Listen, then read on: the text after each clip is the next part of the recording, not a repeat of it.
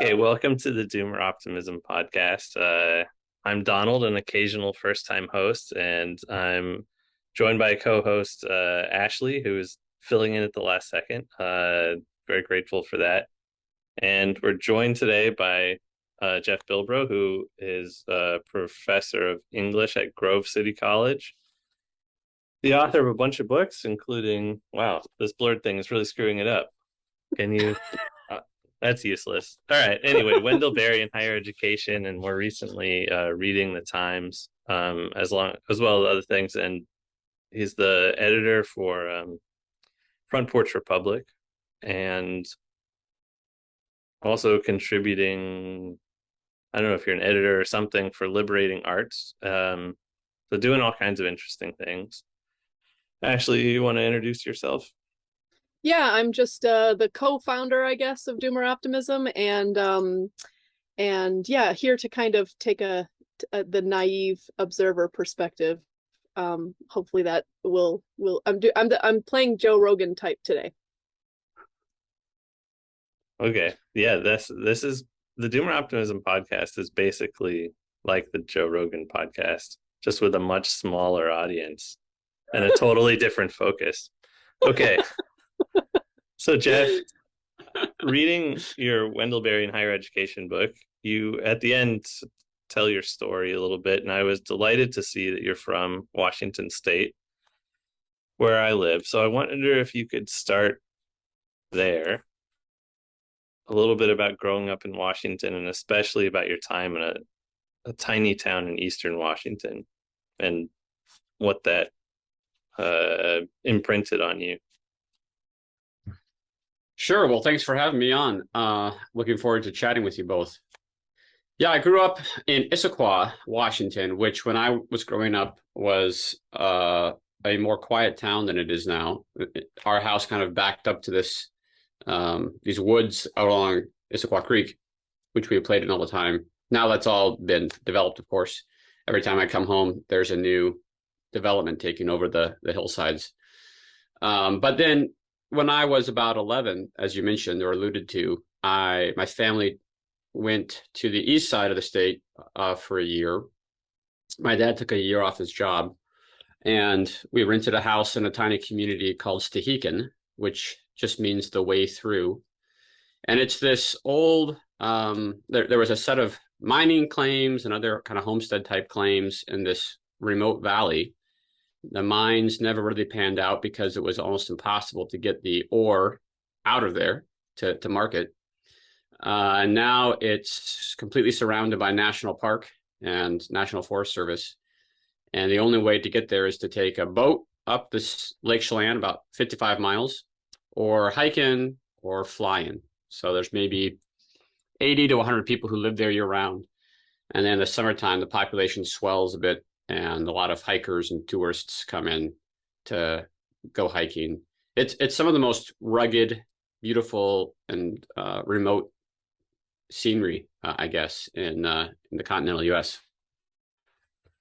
And maybe if anyone has never been to Washington, Eastern and Western Washington, it's almost a bit like going to Mars.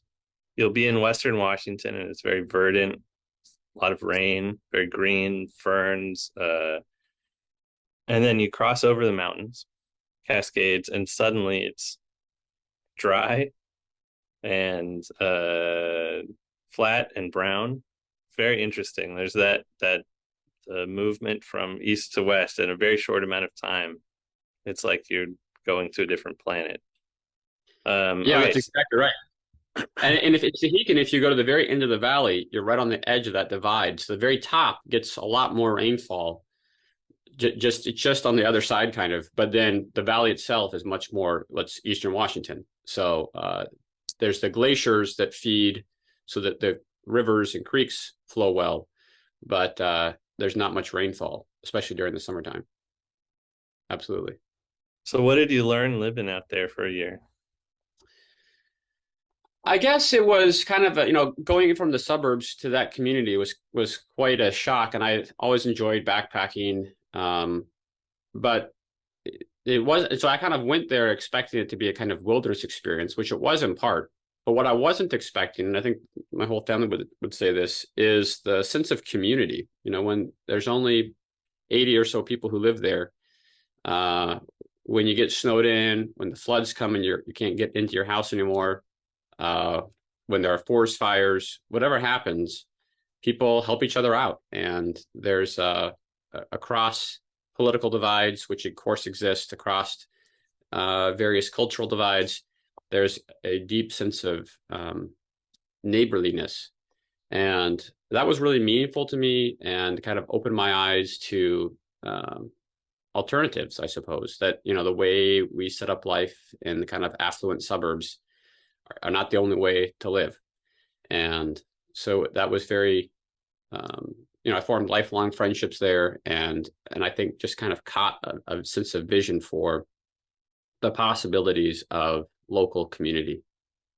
I'll jump in here. So Doomer Optimism, the meme kind of just was I was just playing around on Twitter and kind of accidentally came up with it. But the idea is basically a lot of us are concerned about X, Y, or Z thing. And the thing that concerns us is not all the same. Like some people are worried about climate change. Some people are worried about like social unrest.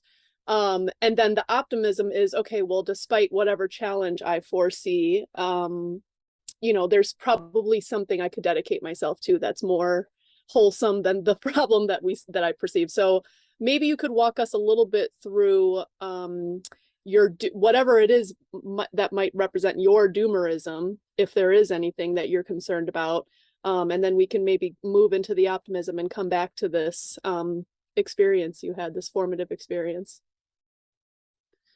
Yeah, I think that's a really compelling way of framing our human condition, in fact. And, spending some time in this local community primed me then when I read Wendell Berry to really appreciate his sense of community, his sense of place, and his sense of people living together on the land.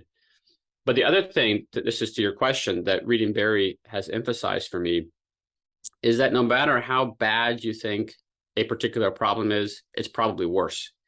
I just finished reading Berry's book on race this summer, and you think our racial tensions and history are bad. He ties it in with all sorts of other issues, whether it be land use, laziness, our aversion to work,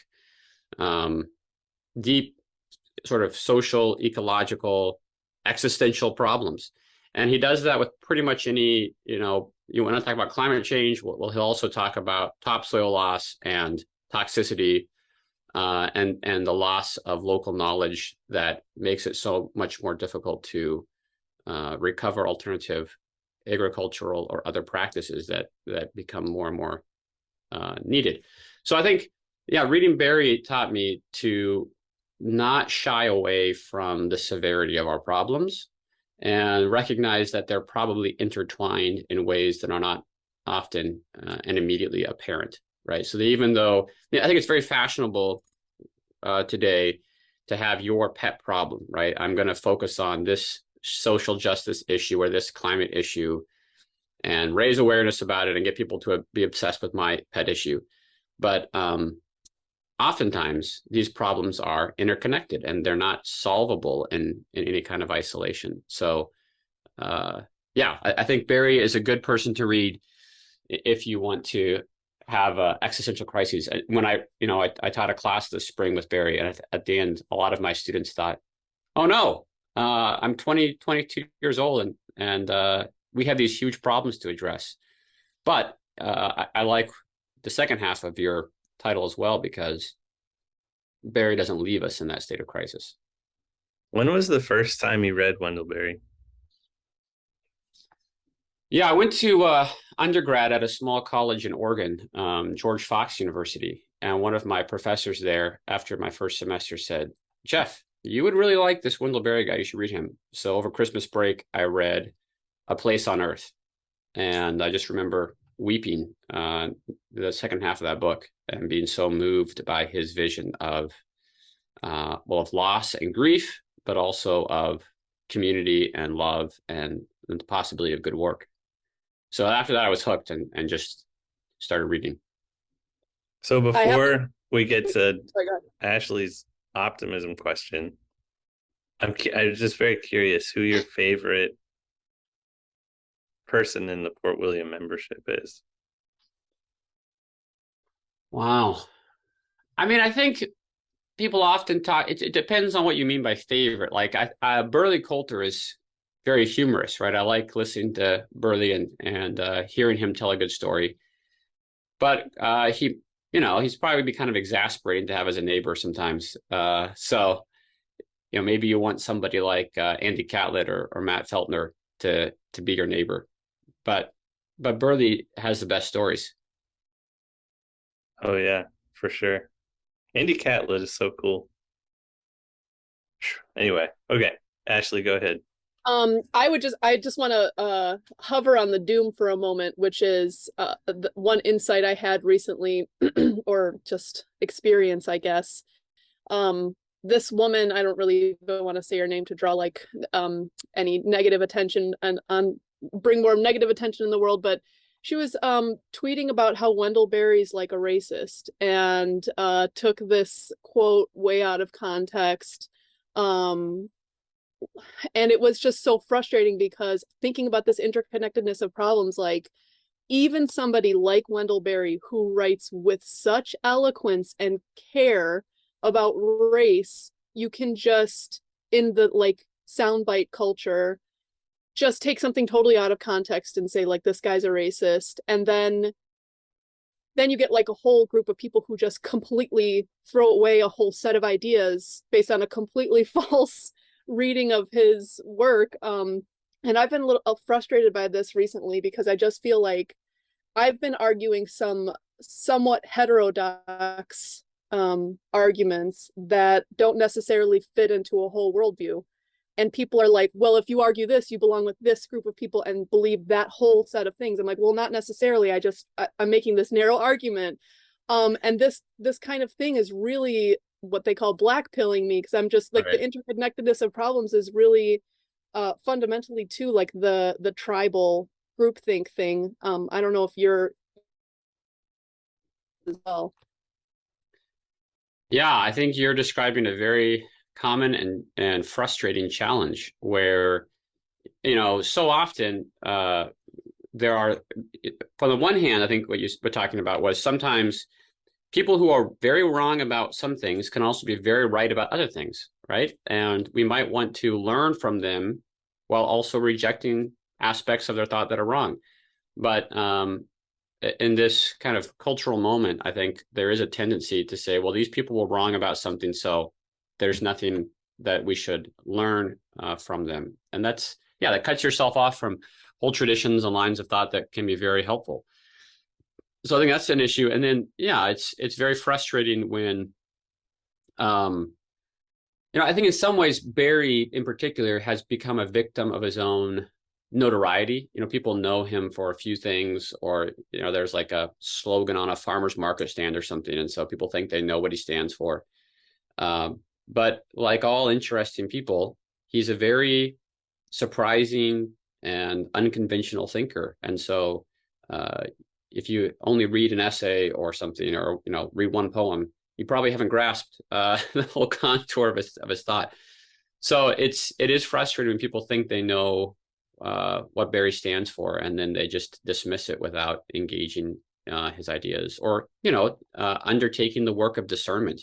He's certainly not right about everything. I don't think anybody is, but it's possible still to discern truth and wisdom, even within people whom you might have other, oftentimes serious disagreements. And I think, his new book on race, one of the things he talks about that really struck me was how difficult it is in our culture today to carry on an authentic conversation about race, but about other hot button issues as well, where people just want to repeat kind of sound bites or articulate outrage at the out group. But there's less appetite and patience for wrestling in conversation with people who, we might end up agreeing with in part and disagreeing with in part. Yeah, I totally agree. And so, I think maybe starting to to turn a little bit towards the solutions, the optimism part. One thing that does come up a ton in Doomer Optimism among the people we've interviewed, and we have this kind of collective of co-hosts, so the co-hosts often talk as much as the interviewees, which I like. A lot of people talk about this interconnectedness as being super important to informing what their optimism is. And a lot of the solutions that people come up with have something to do with like incremental change, experimenting with things, trying to get back embedded in nature and community, sort of learning how to do that in incremental steps and not trying to reinvent the wheel too quickly. I'm wondering if any of that resonates with your version of optimism, or maybe we can flesh out a little bit your optimism. Yeah, absolutely. I think on the one hand, well, I'll say a couple of things. First, Barry differentiates between hope and optimism, somewhat in similar terms that Christopher Lasch does, where he says that optimism and pessimism are kind of two sides of the same coin. Both groups have a fairly determined sense of the future, right? Things are going to get better or they're going to get worse. But either way, there's not so much that an individual can do. Whereas hope is a virtue that depends on the possibility of good work right now, regardless of whether, the good things you do are going to measurably effect change at the scale of the problem. And because of that, yeah, he often, and this is, I think, deeply encouraging to me, he often points to what seem like radically incommensurate kinds of solutions or kinds of approaches to these big problems. So he's got a great essay called Think Little about, it starts off with the race problem, the war problem. It's written during the Civil Rights era and Vietnam War, and then the environmental problem, and talks about how all these are so huge. But the great thing about the environmental problem is that it's also so local and intimate. It can be hard to know, how do I live in a way that contributes to peace when there is war going on across the world? But it's much easier to think, how can I live in ways that contribute to the healing of creation, even when there's environmental degradation happening across the globe? And so his recommendation in that essay is to grow a garden, because you're directly contributing to something good, and you're making the necessary changes in your attitude and approach to the problem, recognizing that we have agency and responsibility for how we live here and now, regardless of the actions that other people or entities might be taking that are negative. So, Jeff, every time with all these questions, you've answered as what Wendell Berry says, which I appreciate. 'Cause I love Wendell Berry too, but I'm curious about you, to hear just about you in your own life, about what either the doom or the optimism. I take what you're saying about the optimism versus hope, but I think for our conversation, we can think of optimism in a more charitable way, just because Sure. it happens to be our name. Yeah. But I'm curious about, for you specifically, obviously inspired by Barry, but for you specifically, what you're thinking and doing. Yeah, I didn't mean to criticize the name of your podcast. I just meant to articulate, a way of understanding optimism, maybe that differentiates it from more facile notions. Because I think a lot of times the way you're articulating it, Barry would be very sympathetic with. Yeah, I think it's hard for me. I certainly have been so influenced by Barry that sometimes it is hard to know where Barry's thoughts end and my own begin. But I think that's a sign of, apprenticeship, right? So I'm not too concerned about it. I guess maybe a way to get around that is what you're doing in your life. Yeah, rather sure. than the thinking. So, I first of all, I do not consider myself to be in any sense an example. I think Barry is so powerful because his life is so radically integral to his writing. I have all kinds of hypocrisies and failures that frustrate me that I am working on. But one of the things when we moved out here to Grove City, I lost my job at a previous school and had to get a new job, so I came out here to Grove City. Don't love moving, but we were grateful to have a good place to move to. And we got a house that was about 2 miles from campus, so I can bike to work pretty much every day. Sometimes when it's snowing, I have to walk to work, which is fine. But that's all kinds of quality of life improvement if I don't have to get in my car to come to work. So I really appreciate that. First thing we did in our new place was to take down a Bradford pear tree, which are kind of nasty trees, and also that opened up sunlight on the south side of our property, so we could put in a big set of raised beds. So our garden is not huge. We don't have a huge lot, but we have been very busy all summer eating and preserving, the fruits thereof. And it's just such a delight, I think, to be out there every day, harvesting, carrying, weeding, whatever it is. It's such a great thing for me to do with my daughter. And just today we were out working. The deer have been coming through and eating our fruit trees we planted. So we're up today to the hardware store and then put up some fences around the fruit trees. So hopefully they make it through. I think there's all kinds of ways that, even though I don't farm necessarily, there are ways that we're involved both with local farmers, getting beef, getting other meat from individual farmers, or getting fruits in season from local farms and then freezing or canning or preserving them in some fashion. So I think we've done a lot of work, and I guess COVID probably precipitated things too for us, re-emphasize the importance of kind of being involved in your food chain.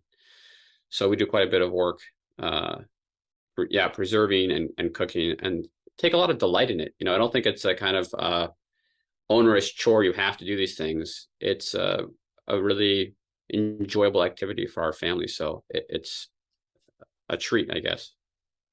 Okay, I'll jump in here and say I love the distinction made between hope and optimism. For us, like the main thing, I think that probably we would the way it's operationalized is more what you described as hope in our circles. Yeah. Agency seems to be huge in our circles, and I think there is a kind of thing where people will say, here's the solution, somebody needs to do something, and that kind of thing drives me crazy, because there's a way in which we can all do something, and even if it seems little relative to the scale of the problem, there are a lot of knock-on effects that people don't really talk about, or at least don't even think about it, because a lot of people are like, they think only in measurable terms, like, it has to be at the level of the UN to make any impact on climate or something like that. I'm really curious to know, I think in terms of like your own life and your work, I have a small bit of acreage here, but I don't think of that as the main thing of what I'm doing that's really like that interesting. I'm much more like excited about, not necessarily excited about, but I'm excited about Doomer Optimism. I also teach students. I bring American university students here to Uruguay, where I live, and they work alongside these small scale producers. Not that I need to talk about myself, but I want to hear about the liberating arts. I want to hear about Front Porch Republic. What you're doing is so cool and interesting, and I think like maybe you could talk a little bit about because I almost feel like this is a really radical thing to kind of push forward your specific like curation of this intellectual agenda or whatever overlaps so much with the kinds of things that we're interested in. And I also think, I don't know, maybe in some ways swimming against the tide of like all the things that are popular and get tons of funding and seem cool. And I've been really really struggling lately with this, like what's cool, because I advocate for like, be a good mother, care about your spouse, like work with your local community, and none of that stuff is cool. It probably never will be Oh, it's really. coming around again, Ashley, I think. It's funny. I actually think that whether for good or for ill in some ways, the kind of localist agrarian thing is becoming hip now. Well, yeah. Well, and this And is the same thing. with And the then if it becomes cool, then is it like totally destroyed? Is the other question? Is the flip side of the question? So maybe could we start, Jeff, how you got involved with Front Porch Republic? I know it's kind of had a couple different generations. Maybe two. There've been kind of two iterations of it, I think, maybe three. Um, and you're the editor of it now. So maybe you could introduce our listeners to Front Porch Republic. I know some of us are readers, but maybe not enough. It's a great but online publication, now has a print journal associated with it too. It's very much in the localist agrarian American tradition. Bill Kaufman, maybe a big name associated with it. If anyone out there is familiar with Bill Kaufman, and if you're not, do yourself a favor and read Bill Kaufman. He's great. But anyway, yeah, how did you get involved? And maybe you could just introduce our listeners to what Front Porch Republic is. Yeah, and maybe along the way, this is also a one way of answering Ashley's point about the need for friendships. If you're going to sustain good work, it can be really discouraging, I think, when we feel isolated or, what this little thing I'm doing doesn't matter. But one of the great blessings of Front Porch Republic for me has been the kinds of intellectual and practical friendships that have sprung up. Which is not always the case in academia, right? Sometimes academia can be kind of a cold and cutthroat place, but the Front Porch Republic community has been very life-giving for me. So yeah, Front Porch Republic started in the aftermath of the '08 crisis, stock market housing crash, and about from people who'd been very influenced by Barry and other localist thinkers. People who were very frustrated with the notion of too big to fail, and the kind of bipartisan consensus that we just have to bail out these big corporations and keep on going business as usual. And so it's kind of a heterodox group of people trying to think through what might more local economies and cultures look like. How do we respect limits? How do we pay attention to scale? How do we prioritize place? And maybe, our tagline is place, limits, and liberty. Maybe liberty and freedom really depend upon respecting limits and working within the scale of our local places.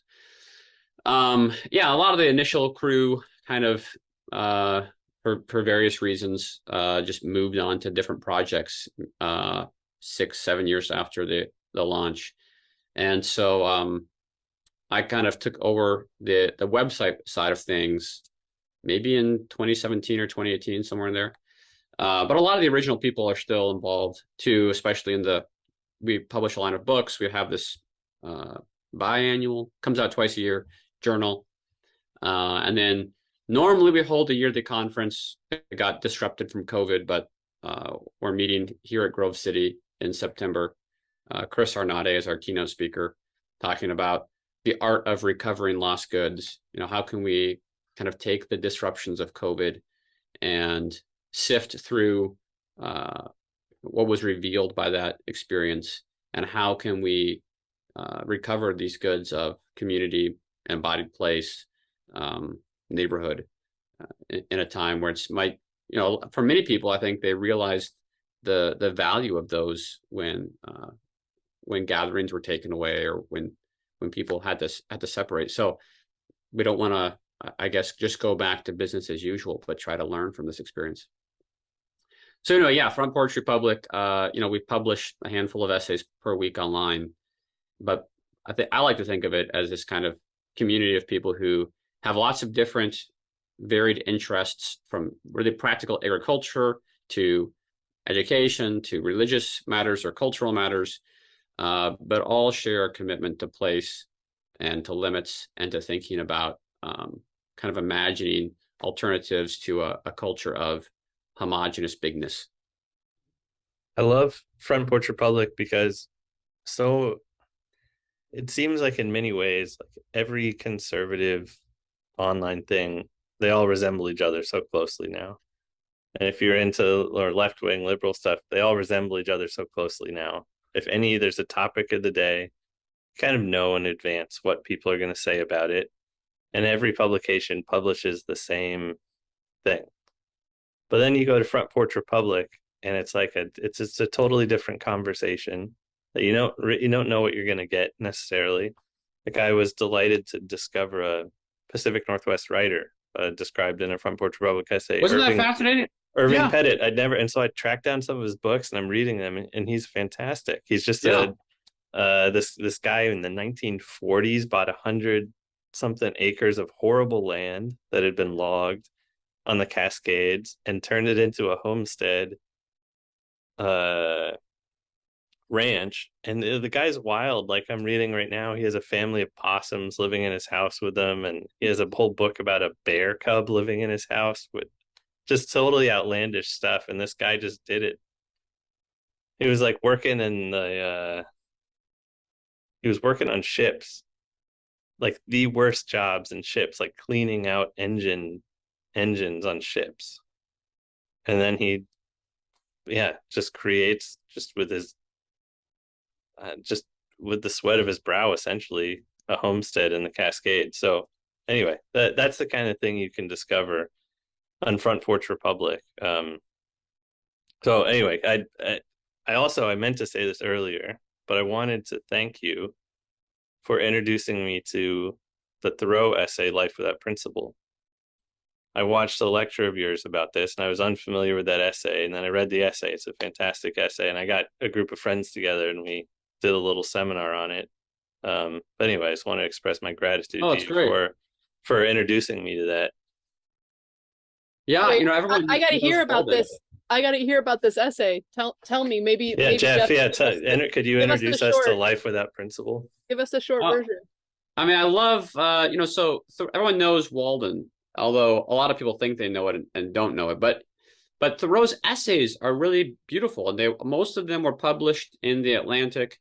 I love, Walking, Wild Apples, Civil Disobedience, of course, is the classic. But Life Without Principle was one that he wrote. He wrote for the Lyceum and kind of refined in front of various audiences and then published. And Life Without Principle actually doesn't come out till he dies. But it was kind of his follow-on to Walden. And he's doing several things there in the essay. But basically, he is kind of in a Thoreauvian, angry, almost very, very strident almost way, taking you by the collar and saying, why do you live this way? What are you really, what are your priorities in life? And does your way of life match up with them? And what are the biggest obstacles to living with integrity?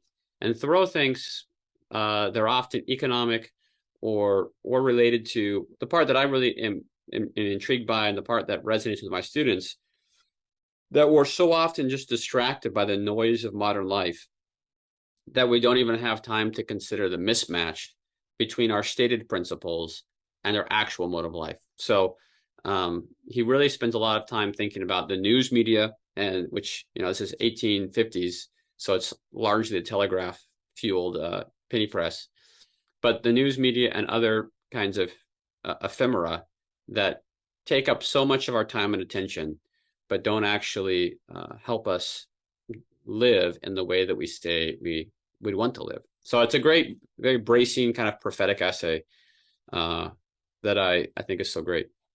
I love that so much. And it's like everything that you just described is just on steroids now. Yep. And that's just like, it's just so funny. I mean, how prophetic and the things were not even anywhere near as extreme as they are today. Donald, what did your group think of the essay? Did you come up with any big insights after reading it and discussing it? I don't recall if there were any big, I mean, I don't know, it's hard. we all liked the essay. I think other than maybe one person liked the essay a lot. It was a I went to a little school called St. John's College in Annapolis. So we just do seminars. That's all. That's what we do together. we read books and text, talk about them. And and so in 2020, I guess it was, I started doing these seminars every week or every other week with friends from St. John's, and sometimes we'd bring in other people. And I would just choose the readings. And we tended to read essays and short stories instead of whole books. And my only principle for choosing readings was it had to be something I'd never read before. And so, anyway, Life Without Principle was one of the many readings we did. We read a lot of Barry. We read his essay on ignorance was very fascinating. And something Barry does, I think every time he writes about farming, he's also, even if he doesn't say it, writing about poetry. And every time he's writing about poetry, even if he doesn't say it, he's also writing about farming. And that essay does something without saying it. It's so interesting. I mean, like all of his things, he's asking us to really focus on the local. But all the epigraphs are from Ezra Pound's translations of Confucius. And so what is he showing us? That yes, we're absolutely focused on the local, but what is more sort of cosmopolitan than Ezra Pound translating from ancient Chinese? And so that we're absolutely rooted in our place, and yet we're spiritually open to, to all of time. And I thought that was just brilliant, where he doesn't say that in the essay. He shows us.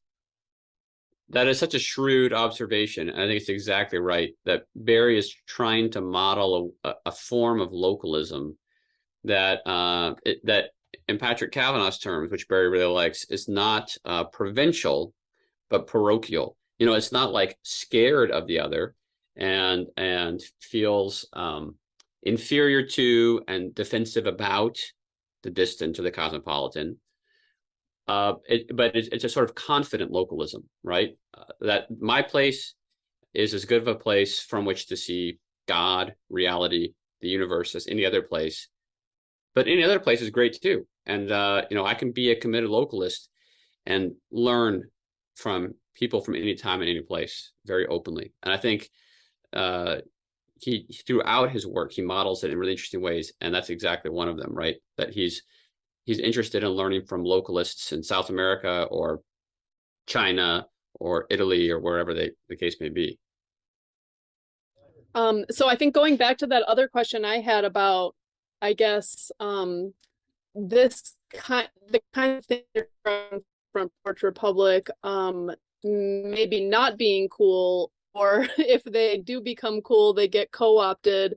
I think what I tend to think the solution to that problem is just to model and demonstrate what it is you are talking about, rather than like lecturing people and or trying to convince them, but instead talking a little bit about like just what life is like from your perspective when taking these principles into account and having them guide your existence. Do you think about this at all? Like, I don't know, just like Donald was saying, like wading through the meme war, like, you go to all these different places and there's just set takes that everybody says the same thing, and just trying to like force through and be, I don't know, like own virtues, saying what you actually think and modeling somehow. Yeah, I think you're right that modeling or storytelling is a more effective and persuasive way, path, particularly in our kind of current cultural state. But the thing that really, I think, perplexes us sometimes when we have meetings or we talk about, talk about what FPR goals should be. It's that it's really weird to have an online journal espousing embodied local communities, right? Like there's just a contradiction, maybe, or at least a paradox at the whole core of the enterprise. And I think because of that, we're really committed to not seeking out, going viral or becoming popular. Donald talked about how there's this tendency on both left and right toward kind of a same take on whatever the issue of the day is, right? Everyone wants to beat the story, to kind of shape the narrative really early on in these things. And FPR is just, I would say, we're kind of unabashedly marginal, because if we become popular, that means in a certain sense that we have failed, right? We've sold out. So there's a paradox. I think we wrestle with this regularly, and maybe have different ways of trying to resolve the tension or maintain it.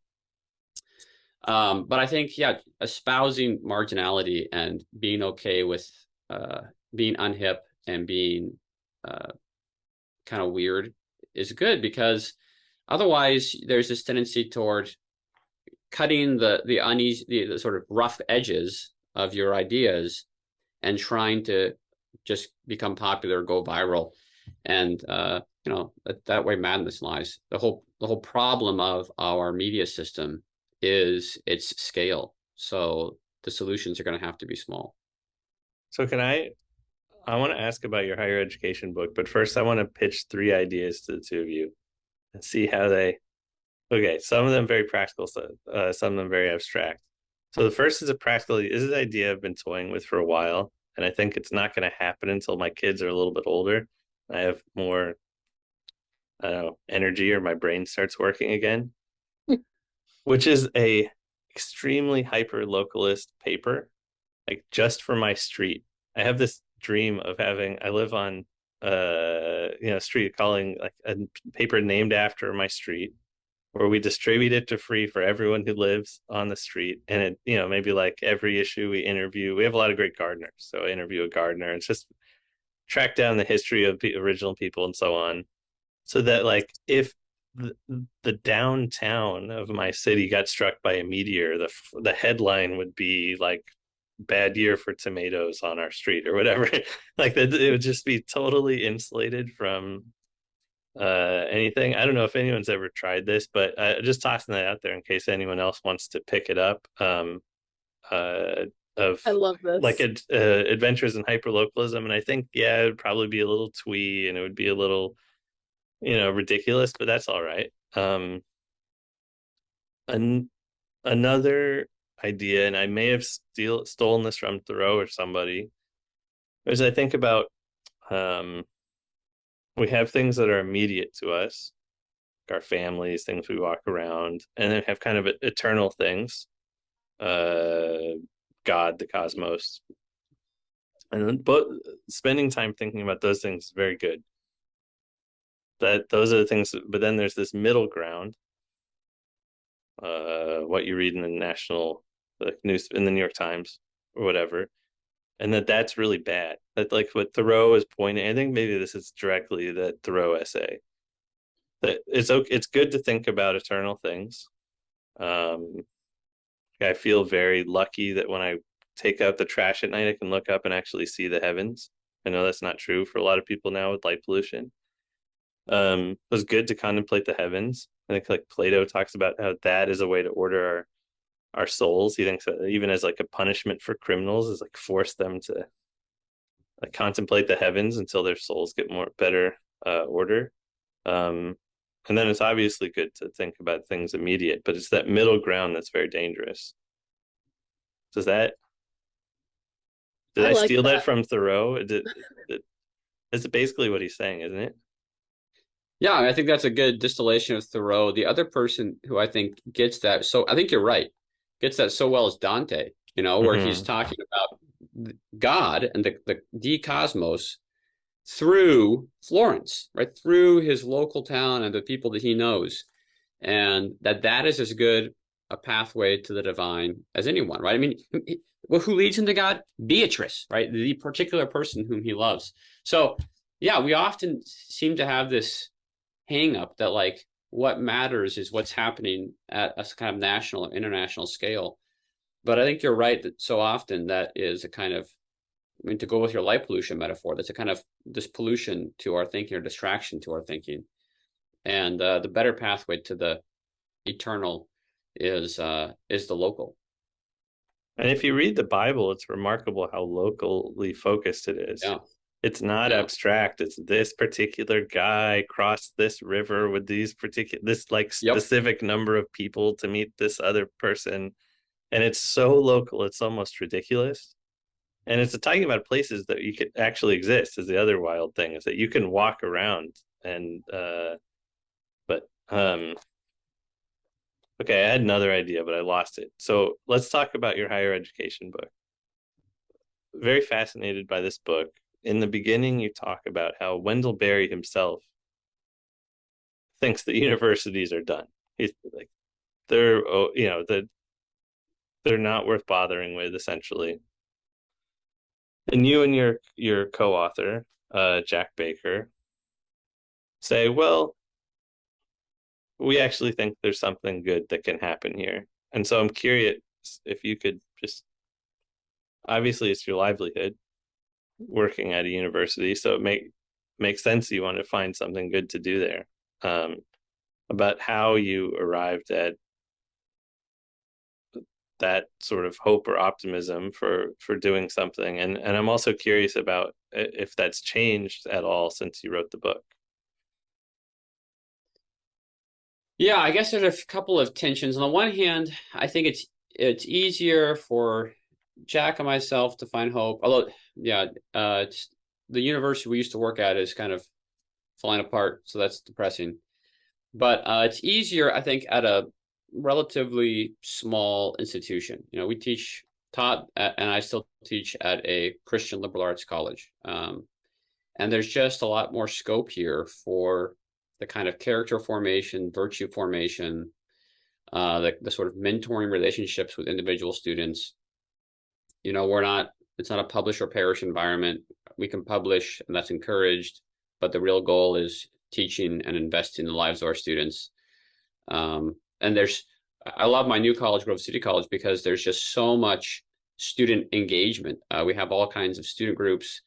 So they're asking me to come in and talk about a poem, or let's read a short story together, or we'll have them over to our house and talk about things. And it's just a kind of rich community here that I think is incredibly, there's so much potential for forming students to be, good people. And we're talking about ideas, but they're not divorced from a way of life. So I still think that there's a lot of possibility. It is increasingly difficult, even for schools like mine, I think, to stay that course. There's just so many temptations pulling them toward a kind of credentialing pathway where it's just about, taking students' money and giving them a credential so they can get a good job. And it's a very shallow economic exchange. And that, I think, especially at big universities that Wendell Berry taught at, like University of Kentucky, that ship has already sailed. And there are certainly good people at bad institutions and pockets of hope, even at bad institutions. But in general, I think it's really an uphill battle there. And I think the scope for good work is a lot larger at small schools. So that's one challenge. I think the other challenge is, and I this is just something to wrestle with, and it's the fact that colleges are embedded in this broader economy and culture. So many of our students come from a community, they come to college, and then they're going to go off to the big city, and the college is like their gateway to a cosmopolitan nowhere life.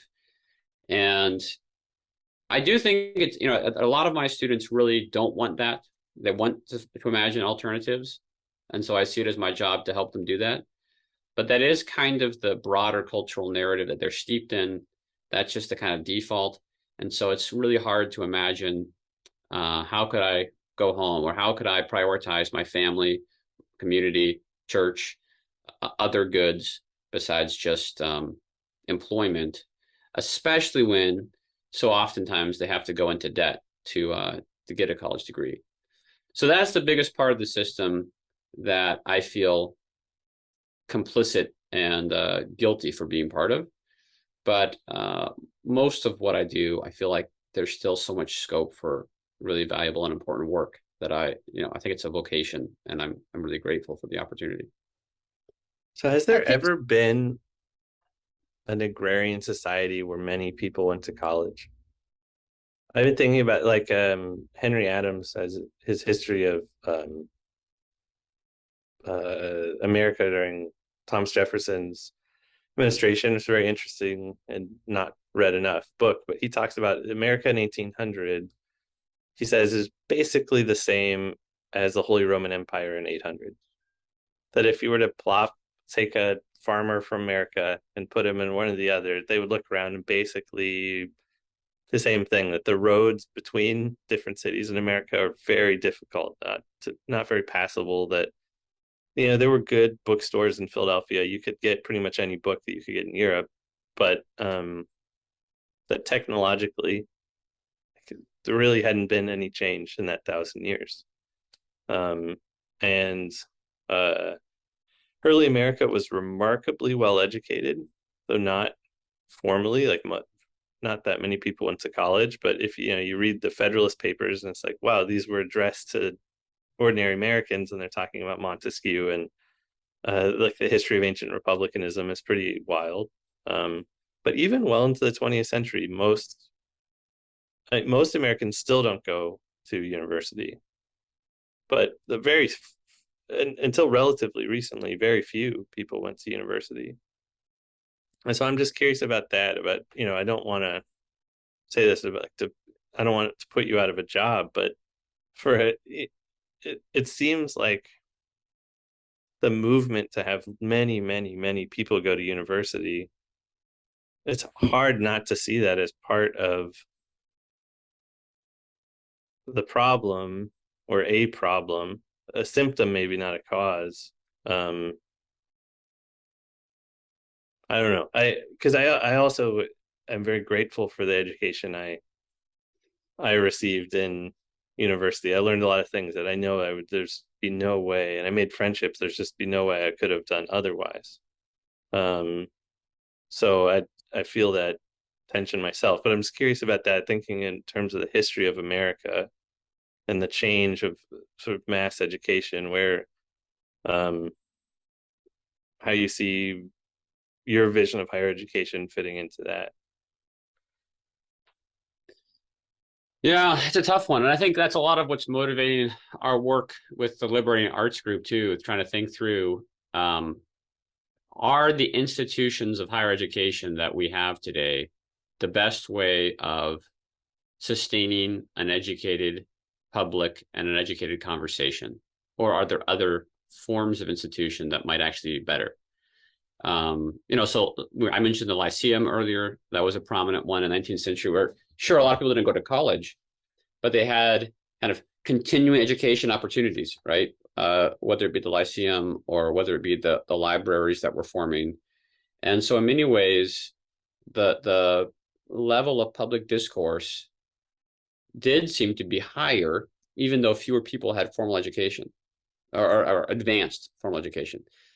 And, are there ways that we can, and I think St. John's is a great example of this in their kind of iconoclastic format. I mean, that's very adaptable, right? You can do that. You don't need St. John's. Obviously, that's help to have those people all together. But you've been talking about your book group. There are all kinds of seminar style institutions, I think, popping up. Oftentimes, they don't have formal credentialing that they offer their students, but they at least get people with some level of commitment around a table, hopefully in person, maybe virtually, talking about a text and wrestling with it together. And that's formative, right? That's education. So you don't need, the whole institutional stack to be educating your people. But it's just hard I guess part of the challenge is it's a demand problem, right? Like in an age when you have so much access to cat videos or superficial entertainment online, I think it's hard to give people a taste for the opportunities of serious intellectual work. And sometimes the structure of college can be helpful for forming people who will then hopefully go on and carry on those practices the rest of their life. But as much as anything, I see my job as giving my students the kinds of disciplines to seek out intellectual food that will satisfy them, that they can chew on, rather than settling for the kind of junk food equivalent of that they're being sold all the time. The history of St. John's College is interesting. Sorry, Ashley. No, yeah, you go and then I'll go. Yeah. The Great Books movement in the 20th century, people talk about classical education. The Great Books is not classical education. It's not how people were educated in the classical age or in the Middle Ages. Like reading primary texts in that way is a very modern invention.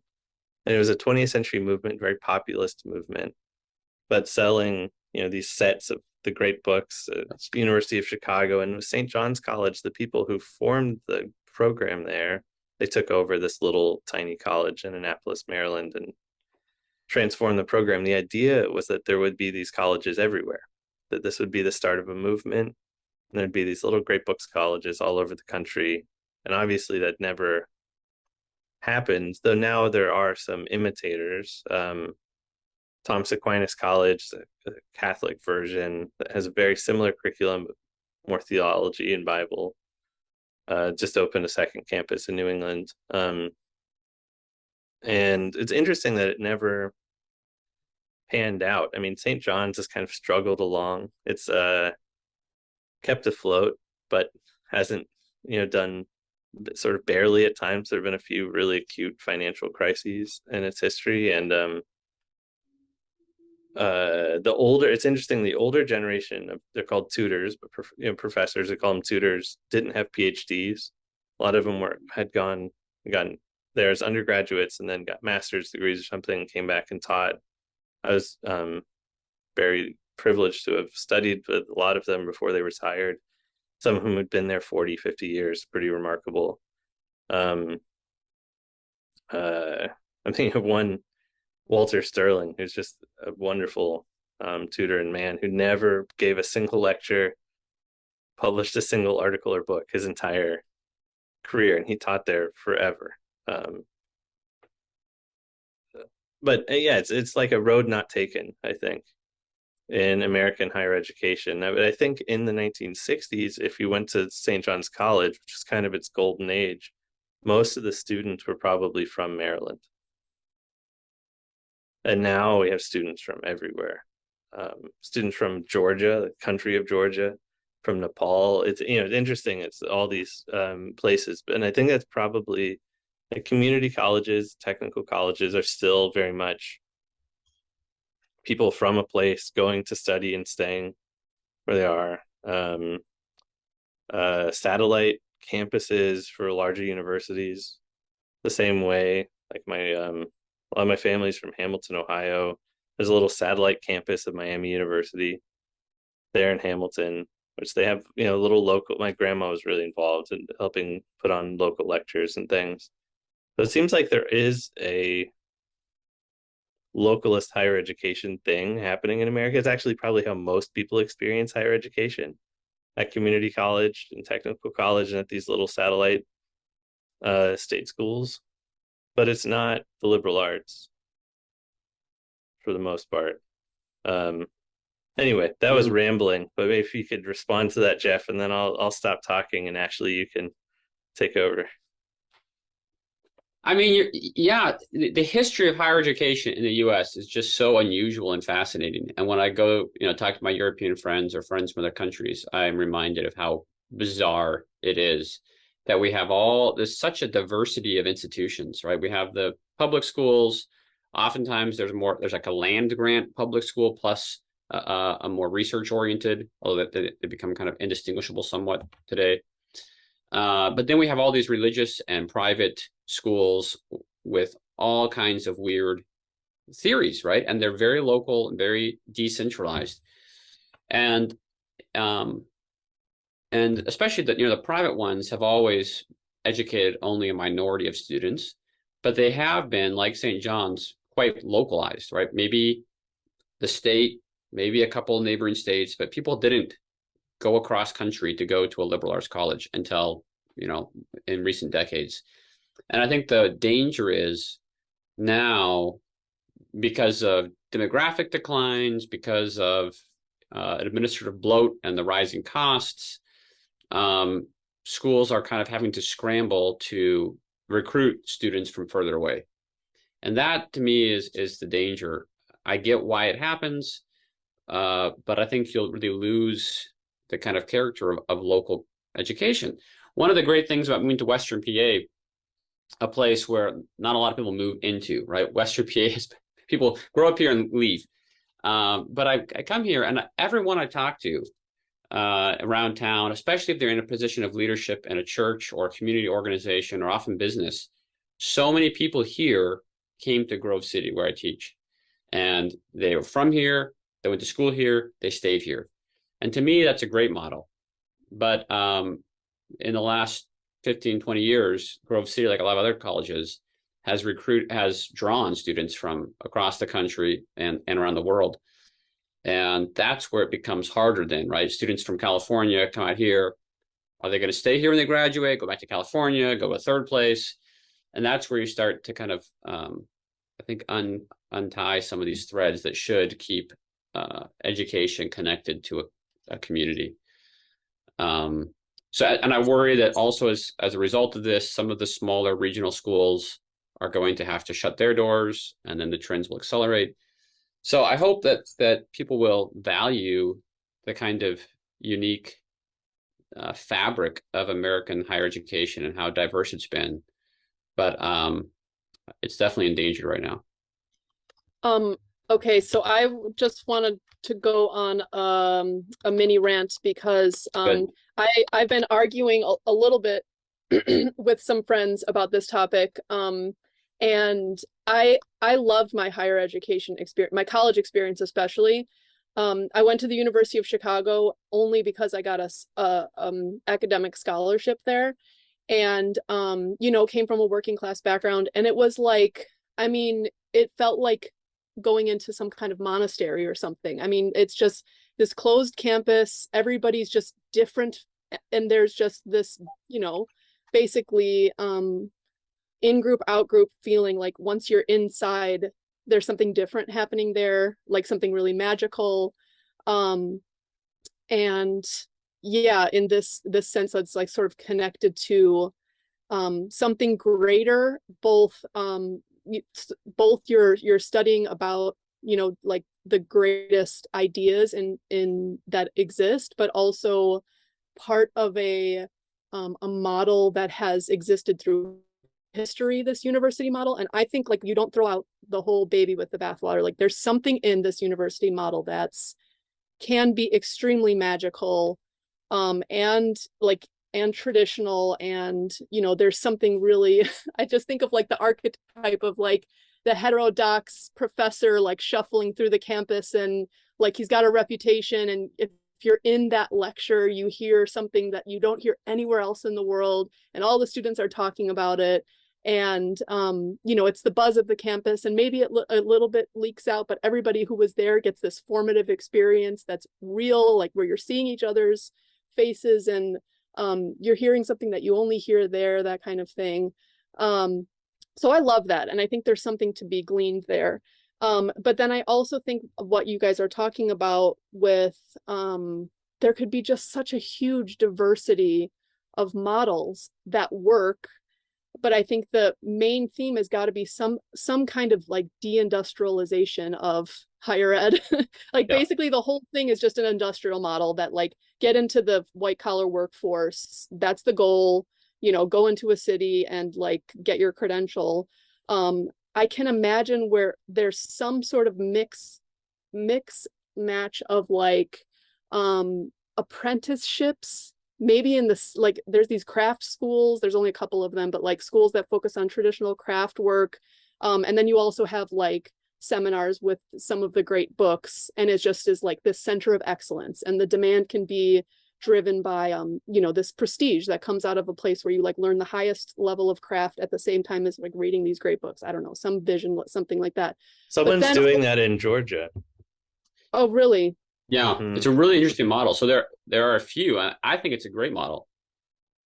Oh, I didn't hear about this. You're gonna have to tell me what it is, Donald. And then the other thing, like, then it doesn't have to be like either there's some places like that that can just be like centers of excellence or whatever, but then there can also be like less high stakes or more informal models that like matter for a local community. So like, you know, some kind of technical school, but then that also has some sort of great books program, or like even what you were mentioning, Donald, like libraries where it's like just a resource. It's just a library here. You guys can have this resource. You can read on your own. No one's coordinating it. And then I was thinking about, I read about this, I think it was a Swedish model where there were like these self-organized seminars like throughout the 20th century, early 20th century, where the federal government would, I think, give some sort of funding to people to self-organize and like make these make these seminars together, like the ones you're describing, Donald. um you know, there's, I just think the main goal though is like rethinking what the goal of education is fundamentally. Is it, are we all going to become coders? No. Is the future of our like or you know, future of our economy, what does that look like if we're honest about if it's a low energy future and moving back toward a craft economy? You know, what is the point of education then? And then I think, you know, there is a weird historical chicken and egg problem where you're trying to tell people to get educated for a low energy future that's coming, and they're all just convinced that coding will be their lifelong career or whatever. So there's a like a weird tricky thing with that, but yeah, that's my rant, because I do think there is something really cool and magical about like going into a place and you're learning about something together with a group, and you know, you have this intense intentionality, and it could be transcendent. You know, it could really change the course of your life and thinking to have access to something like that. So I don't think you throw them out. The University of Chicago is really interesting. It looms large in the tradition that I was educated in. And until relatively recently, it had a very high acceptance rate because it was so self-selecting, the students who would go there and apply there. Amy Cass, the late Amy Cass, who taught there for a long time, decided to go to University of Chicago because it was the only school that didn't put pictures in its catalog and materials. So she's like, oh, this is a serious place. They didn't, you know, they don't put pictures. Uh, but like many places, I think it's become more and more of a homogenous elite university. So now it has a Yeah. very low acceptance rate, and it's just become another in that small list of elite universities, all of which more and more resemble each other. I mean, like Columbia, it's maintained its core curriculum in some way, though. There's a very interesting interview with oh, what is his name? Moshe.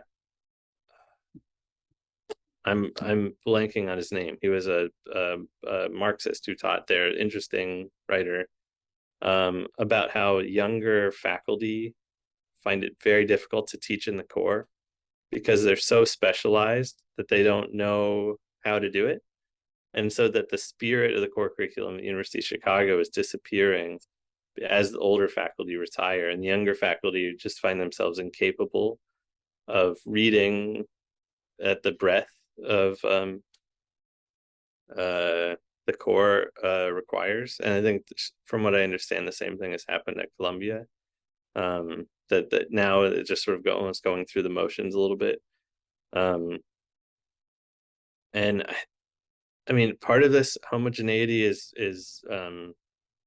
in higher education is driven by the accreditation process and by Title IX and by federal oversight of universities that forces them to take on a lot of administration and forces them to resemble one another at or be at the mercy of losing federal funding. And there's a few schools that have principally refused federal funding in order to avoid that. I guess Hillsdale is the famous one. And Grove City. Oh, and Grove City, Yes. interesting. Yeah, Yeah. okay. And then you're allowed a lot of freedom.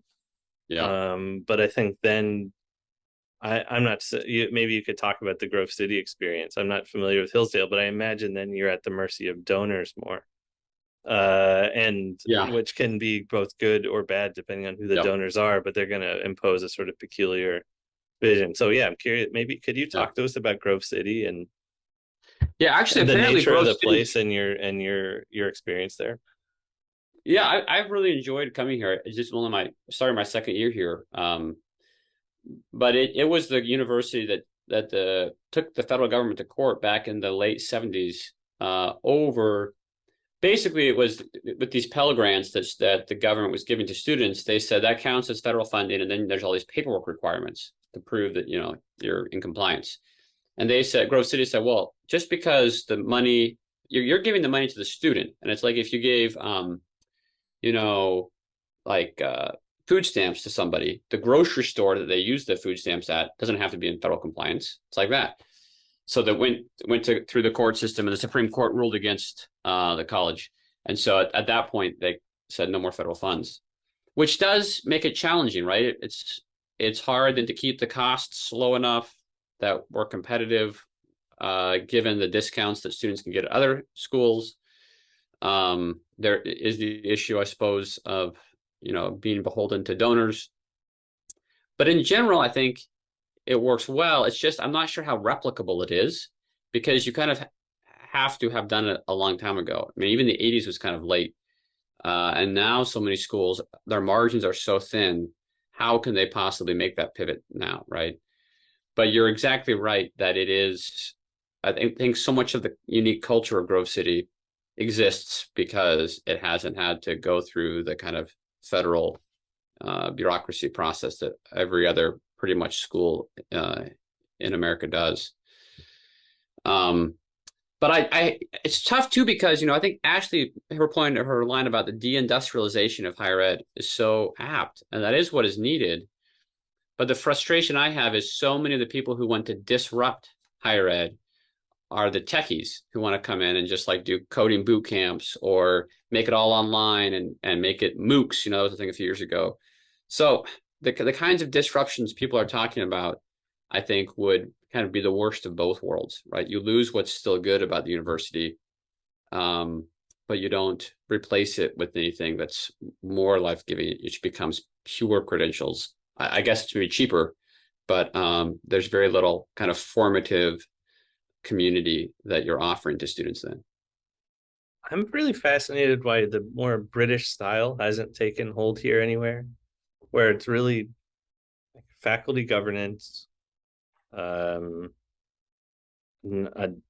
de-emphasis, at least in the past, on professionalism by faculty, something in the British model where the people teaching and the person grading are different. Oh, we lost Ashley. That's all right. I'm still recording. Okay. She said that her internet might go out, so this is a planned disruption, or an expected disruption. But yeah, faculty governance and the split between grading and teaching, which is it's interesting. Apparently, British academics are always very confused when they come here and like, wait, the same person teaches and grades is such an obvious conflict. And that when I see, there's this school that's opening in University of Austin, something in these experiments, Right. and they're all the changes are all that, okay, we're going to have more free speech, or we're going to do a different curriculum. But I never see any place like we're going to do these sort of structural changes. Like our focus is going to be, it's going to be 100% faculty governance with the tiniest administrative, basically no administrators at all almost. And it seems like those sort of structural things are the things that keep a school in line. Like St. John's College, I think the faculty governance is the thing that has saved it. Right. No, I think it's a fair observation that we kind of got the German system and maybe have tweaked it here and there, but there are very few truly, you can name a few, but very few truly radically innovative schools. And I think part of the challenge, especially now, is you have to convince parents and students to take a risk, right? Everybody wants the kind of same credential, the kind of fungible degree. And so I think that makes, it might be intriguing to somebody, but it makes it kind of a risk for them to take that leap and go for a model that doesn't fit the norm.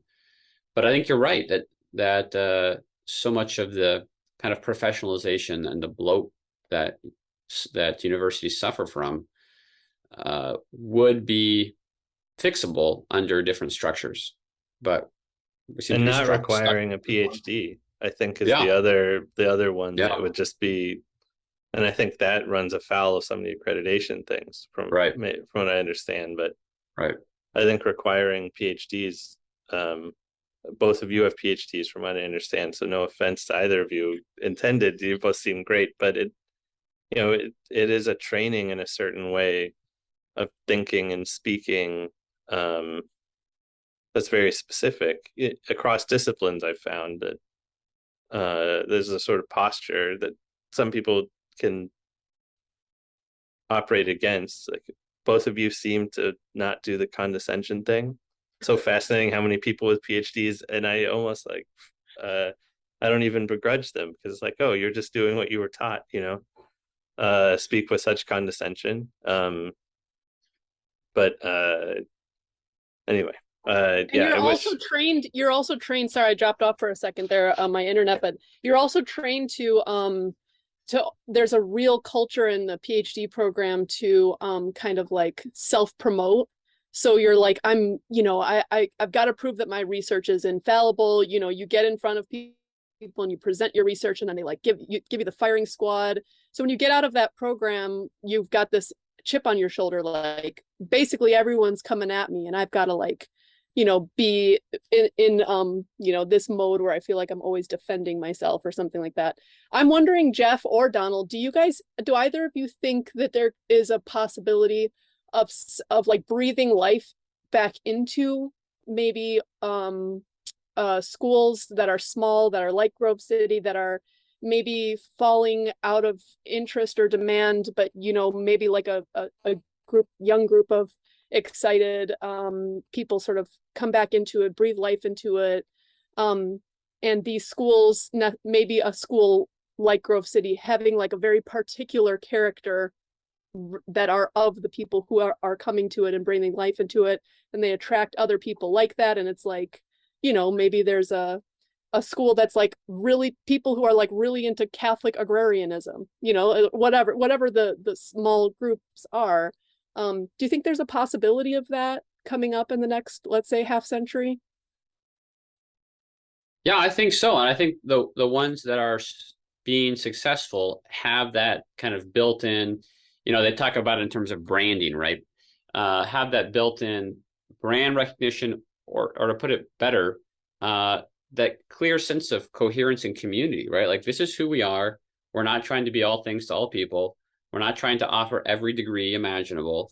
But this is our history and our character and our place and our community. And this is what we offer. And I think Grove City has been successful because that's been pretty clear. And a lot of the smaller schools that are less successful have tried to be all things to all people, which is bad for business. But more importantly, it's bad because you don't know what you're offering students anymore, right? Like, what is the community that you are inviting them to enter into? And when you lose that, then it just becomes kind of mushy. Another I think example. The coming decade. Oh, sorry. Go ahead. Oh, I'll just say I don't know if either of you ever heard of the College of the Atlantic in Maine. But I believe their only major is just called human ecology. And then you have to make your own like field study. You pick all your own classes, and then it culminates in like a project that's like, it could be engineering, it could be psychology, but whatever it is, it has to be like human ecology, which I love that. And then there's a school in Colorado, maybe one of you know the name, where I think they have like 30 people a class or something like that, and it's on a ranch. Oh, it's not in Colorado, but yeah, Deep Springs College. Yeah, it's California, right? It's somewhere in the Southwest. Yes. Okay. So Deep Springs, that's another model where it's like really weird, but it's, this is what we are. Yep. You're drawn to it. And I also think that there is a Wendell Berry farming program, which is associated with Sterling College, I believe, in Vermont. That's but correct. I don't know if the students actually go to Kentucky or not.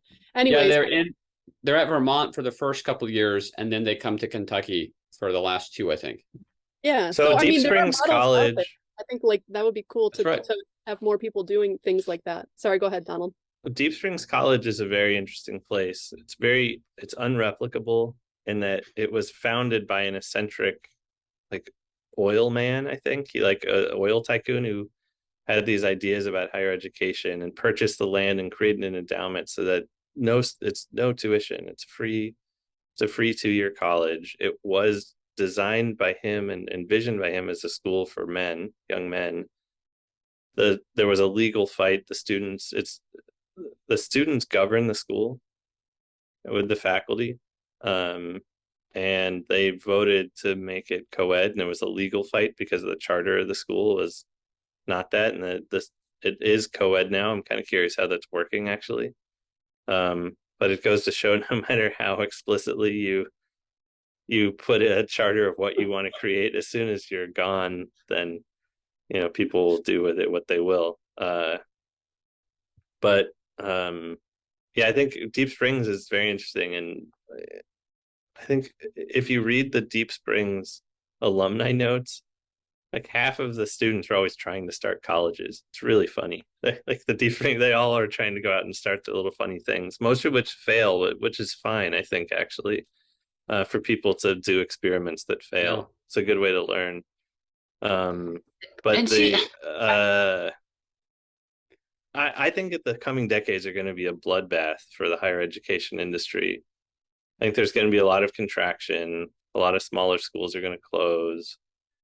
A lot of people with PhDs are going to be out of work. I think the foreign student pipeline is that model is how a lot of places stayed open. I think it's drying up. I think in a lot of places, China in particular, is really encouraging students to stay in China and build up their own national education system. It's less, you used to just sort of be able to bring in foreign students who don't get financial aid. So that was the cash model. But then frustrating for students from China who wanted an American experience and show up at a campus and it's 30% Chinese. And there's a demographic problem of fewer young people. So I think it's going to be really brutal. But I don't know. I mean, interesting to see what comes out the other end of that, and which places survive and which places adapt to that environment.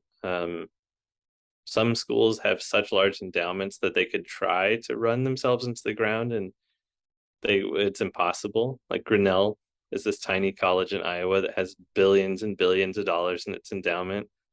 They will never close, ever. It will run forever.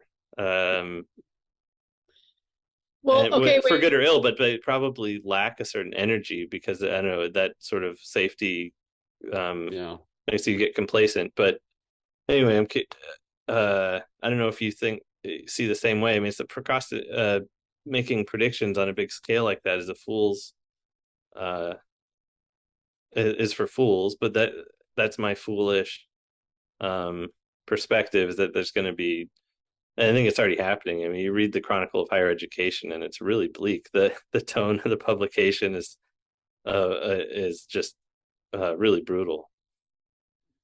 I'll just jump in briefly. I know this is like the interview of Jeff, but whatever. I've got a thought that I have to get in right now before you go. I almost feel like this is like a John Michael Greer collapse now and avoid the rush situation. Like, if you have a vision for what higher education can be, like, swing for the fences, go be one of these Deep Springs alumni and try something if you're interested in higher education. Part of my job, my paid work is hosting students here on study abroad, and the work is literally going out into the fields alongside small scale producers and then talking about sociology afterwards. Like, this is my model. I love it. I think it's great, and I think there should be more of it. So I'm doing it, and seeing if it continues. Who knows if there'll be international study abroad trips, but I'm doing this now. And then another comment I have, and I'd be curious, Jeff's thoughts.